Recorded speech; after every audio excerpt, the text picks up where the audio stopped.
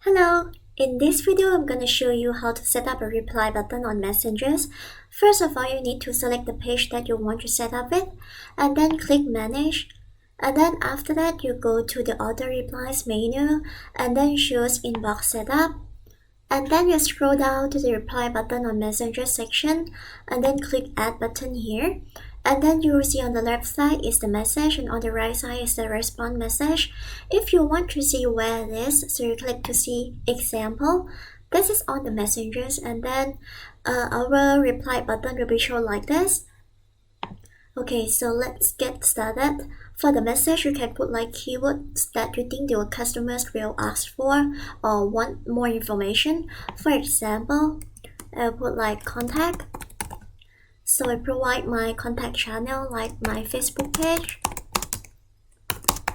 funny shop, my Instagram,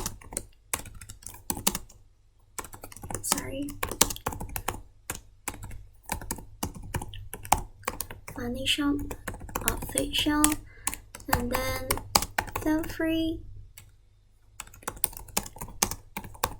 contact us anytime. Okay, so I'll give you one more example. So I'll click on the green button here, and then I'll put like item in case customer wants to ask for the item or want to see the items. So for the response message, I will click on the additional info. We have 4 choices for you to choose. First is tag and message, and then item list, item info, and welcome message. In this case, I will put item list to show the item list to the customers. Actually, you can put like you can attach the image as well. Okay, so once you are done, you click save. Okay, so let's see how it looks on the messengers. So I switch to the messengers, and then I search for funny shop.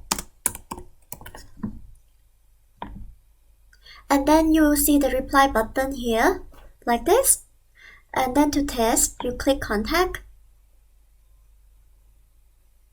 And this is the response message, and then you can click item to see the item list. Here is my item list. So this is all for this video.